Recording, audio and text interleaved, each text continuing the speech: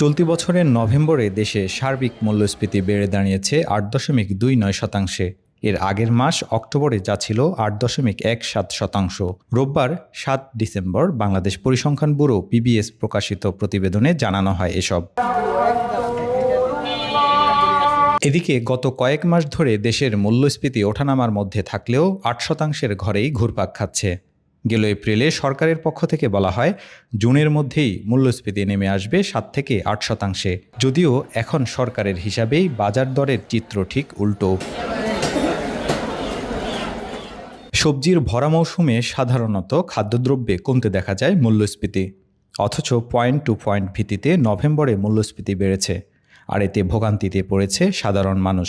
অসাধু চক্রের কারসাজির কথা নানা মহল থেকে বলা হলেও নিয়ন্ত্রণে ব্যর্থ হচ্ছে সরকার, এমনটাই বলছেন বাজার সংশ্লিষ্টরা।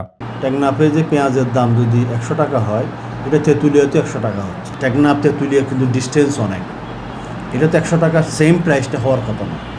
কারণ হলো যে তেঁতুলিয়া দিয়ে পেঁয়াজ আমদানি হয়, সেখানে স্বাভাবিক কারণে দাম কম হবে, টেকনাফে একটু বেশি হতে পারে, এরকম বিষয়গুলো হয়। এখন ওরা করতেছে কি, যোগসাজশ করে একসাথে দাম বাড়িয়ে দিচ্ছে অথবা কমাচ্ছে, এটাই হলো সিন্ডিকেট। বিশেষজ্ঞদের মতে মূল্যস্ফীতির চাপে জীবনযাত্রার ব্যয় মেটাতে হিমশিম খাচ্ছেন ভোক্তারা। ফলে কমছে ক্রয় ক্ষমতা। ফল, মাছ, মাংসের মতো প্রয়োজনীয় খাদ্য ও অন্যান্য সামগ্রীর পরিমাণ কমিয়ে দিচ্ছেন ক্রেতারা। সবচেয়ে বেশি ক্ষতিগ্রস্ত হচ্ছেন নিম্ন ও নির্দিষ্ট আয়ের মানুষজন, যা তাদের দৈনন্দিন জীবনে সৃষ্টি করছে তীব্র চাপ। নিত্য প্রয়োজনীয় খাদ্যপণ্য যে বাজার যদি নিয়ন্ত্রণ না আসে, সাধারণ মানুষ যাতে এক্ষেত্রে কম ব্যয় করতে না হয়, সে ধরনের উদ্যোগ যদি না হয়, তাহলে কিন্তু এটা কোনোভাবে কমানো সম্ভব হবে না। এছাড়া ২ মাস পরেই শুরু হবে রমজান। রোজার মৌসুমে নিত্য প্রয়োজনীয় জিনিসপত্রের দাম বাড়িয়ে দেওয়ার প্রবণতা দেখা যায় দেশের বাজারে।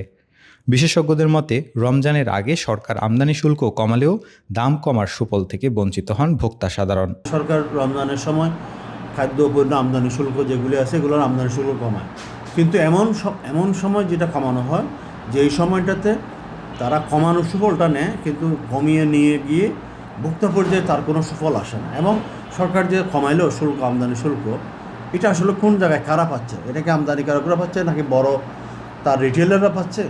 কারা পাচ্ছে? এটা কিন্তু আসলে সরকারের পক্ষ থেকে মনিটরিং করা হয় না। উচ্চ মূল্যস্ফীতি নিয়ন্ত্রণে অন্তর্বর্তী সরকার সুদের হার বাড়ানোর পাশাপাশি বাজার ব্যবস্থাপনায় বেশ কিছু পদক্ষেপ নিলেও মাঠ পর্যায়ে তার বাস্তবায়ন নেই। সংশ্লিষ্টদের মতে স্থিতিশীল মুদ্রানীতি, কার্যকর বাজার তদারকি গুরুত্বপূর্ণ। প্রয়োজন সম্মিলিত উদ্যোগ।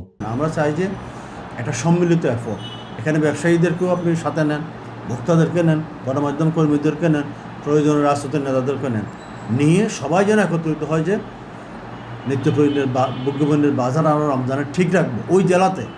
এই ধরনের ইনিশিয়েটিভগুলো জেলা প্রশাসন নেতৃত্বে নিতে পারে, তাহলে যদি হয় তখন কিন্তু এটা অবশ্যই একটা ইতিবাচক প্রভাব আনবে। বাজার দরে স্বস্তি চান ক্রেতারা। আয়ের সাথে ভোগ্যপণ্যের দামে সামঞ্জস্য না হলে জনজীবন হয়ে ওঠে দুর্বিষহ। রমজান মাসকে সামনে রেখে প্রয়োজনীয় উদ্যোগ এখনই না নেওয়া হলে সংকট আরও তীব্র হওয়ার শঙ্কা ভোক্তাদের। তারেক হোসেন, বাংলা নিউজ।